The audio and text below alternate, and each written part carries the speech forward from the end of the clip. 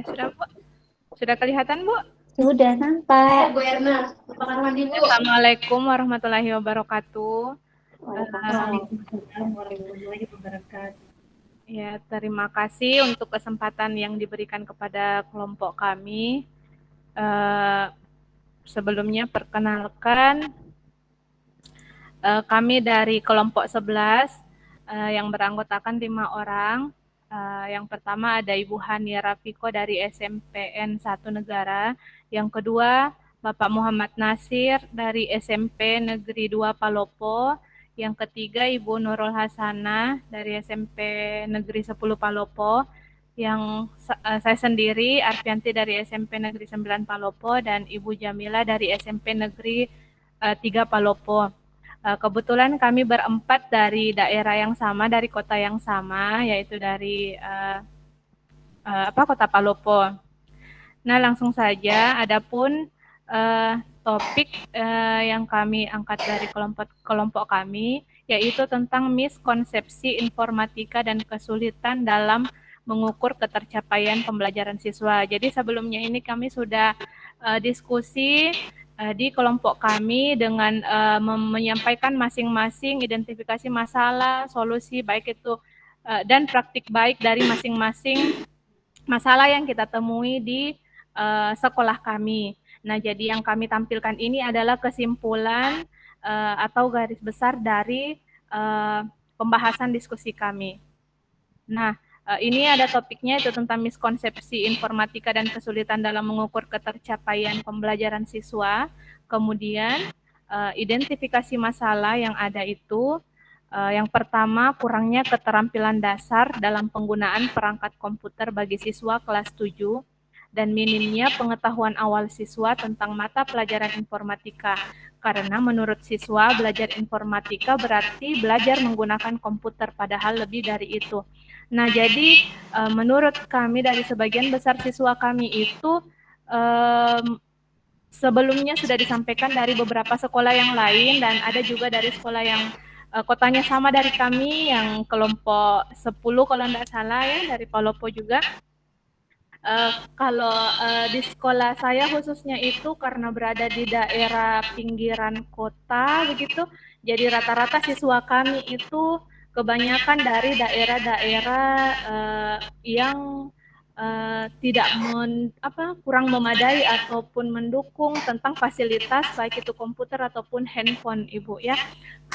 Jadi siswa itu dalam menggunakan perangkat komputer itu masih sangat bahasanya ini gaptek ya Bu ya.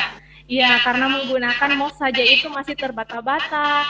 Bahkan ada yang belum tahu yang mana dimaksud mouse, apa bedanya monitor sama komputer begitu. Masih banyak yang minim pengetahuan tentang perangkat-perangkat komputer. Sedangkan yang materi yang ada di buku itu seperti yang disampaikan teman tadi, materinya itu tingkatannya hot.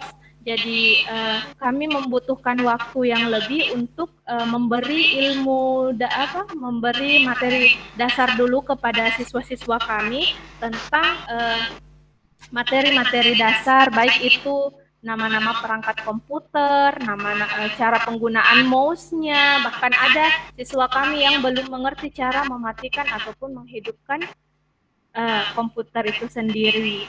Ya, kemudian yang kedua itu identifikasi masalahnya tentang belajar komputer tidak harus di laboratorium komputer. Nah, ini juga menjadi salah satu topik pembahasan kami karena siswa itu menganggap setiap jam pelajaran komputer itu kita harus belajarnya di lab komputer, harus menggunakan komputer, padahal tidak seperti itu. Bisa saja kita menggunakan handphone sebagai pengganti media pembelajaran, cuman kendalanya Ibu, kalau handphone khusus di sekolah saya itu dibatasi karena beberapa kejadian di sekolah kami itu banyak siswa yang menyalahgunakan penggunaan handphone ini sendiri.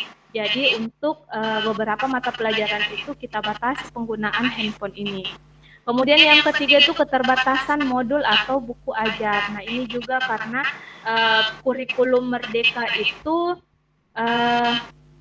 buku yang disediakan di sekolah, saya saja Di sekolah saya ada 6 rombel, 6 rombel untuk kelas 7 yang menggunakan kurikulum Merdeka.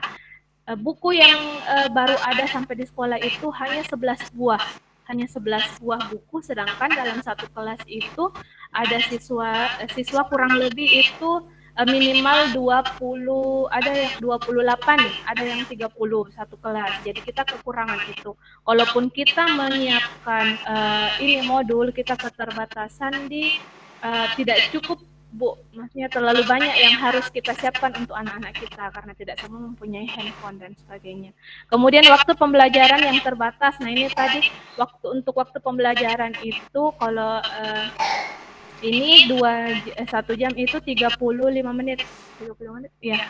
Ya, jadi 70 menit untuk 2 jam pelajaran. Itu tidak cukup untuk membahas materi yang akan kita sampaikan, sedangkan anak-anak untuk menyalakan dan menghidupkan komputer pun itu butuh waktu. Nah, kalaupun kita memberikan misalnya melalui kuisis atau apapun sebagainya, itu kita harus menjelaskan dulu penggunaannya karena banyak siswa yang belum mengerti untuk penggunaan aplikasi tersebut. Selanjutnya solusi yang pertama itu memanfaatkan pembelajaran tutor sebaya. Nah, ini ada, walaupun tidak lebih banyak yang tidak tahu daripada yang tahu, kita masih memanfaatkan pembelajaran tutor sebaya itu karena kalau cuman satu guru yang menghadapi 30 siswa dan mengulang-ulang pembelajaran hanya untuk menyalakan, mematikan, ataupun menggunakan mouse itu tidak cukup waktu, Ibu. Jadi kita memanfaatkan pembelajaran tutor sebaya kepada siswa-siswa kami. Kemudian yang kedua, menggunakan kelas untuk pembelajaran komputer. Jadi kami menggunakan kelas yang jadwalnya pembelajaran informatika itu untuk belajar. Jadi kita tidak serta-merta menggunakan lab untuk belajar informatika. Kemudian membuat modul mandiri baik dalam bentuk hard ataupun soft copy. Karena ada beberapa siswa yang belum memiliki HP pribadi, walaupun memiliki HP terkendala di kuota, maka kami biasanya menyiapkan modul dalam bentuk hard copy. Kemudian yang terakhir itu memanfaatkan waktu jam kosong siswa. Jadi kalau ada guru yang berhalangan hadir, biasanya guru BK atau BK-TIK itu yang mengisi jam kekosongan itu. Biasanya anak-anak diarahkan ke lab komputer untuk belajar komputer. Nah, adapun praktik baik yang kami berikan yaitu pertama memberikan waktu dan fasilitas penggunaan lab untuk belajar mandiri. Jadi siswa tidak terbatas kapanpun mereka mau, selama itu tidak mengganggu jam selain daripada jam pelajaran. Ya, seperti tadi waktu kosong itu anak-anak bisa menggunakan lab untuk belajar mandiri. Walaupun tidak secara keseluruhan siswa, tapi paling tidak ada 1-2 orang yang kadang izin untuk masuk menggunakan komputer di dalam lab. Kemudian memanfaatkan Funlearn untuk menambah minat belajar siswa. Jadi kita membuat materi itu sedemikian rupa untuk menarik minat siswa, karena kadang siswa jenuh, Ibu, kalau diajarkan itu terus tentang ya begitu ya, Bu ya. Jadi kadang kita sedikit menyelipkan game di pembelajarannya, tapi gamenya itu tetap menggunakan media komputer misalnya untuk menarik minat belajar siswa. Ya, mungkin itu, Bu, pemaparan dari kelompok kami. Sebelumnya mohon maaf karena kelompok kami tidak bisa ini terkendala, ada yang sedang dalam perjalanan, ada yang sedang mengawasi ujian, jadi kami kolaborasinya lewat chat grup saja, Ibu. Ya, mungkin itu sedikit pemaparan dari kelompok kami. Baik, terima kasih Bu Arfianti dan tim kelompok 11. Ternyata hampir sama ya, Bu ya, di 11 kelompok ini. Surprise, kemudian bagaimana masih teacher center seperti itu ya. Terus kemudian pembelajarannya juga masih kurang menarik, waktunya kurang gitu ya. Walaupun sudah disediakan 2 JP, tapi ternyata 2 JP itu kurang gitu ya Bapak Ibu. Memang itu semua kita alami bersama gitu ya. Tapi nggak apa-apa Bapak Ibu, tetap semangat seperti apa yang tadi saya sampaikan, bahwa belajar itu kita bisa belajar informatika walaupun dalam keterbatasan sarana dan prasarana gitu ya.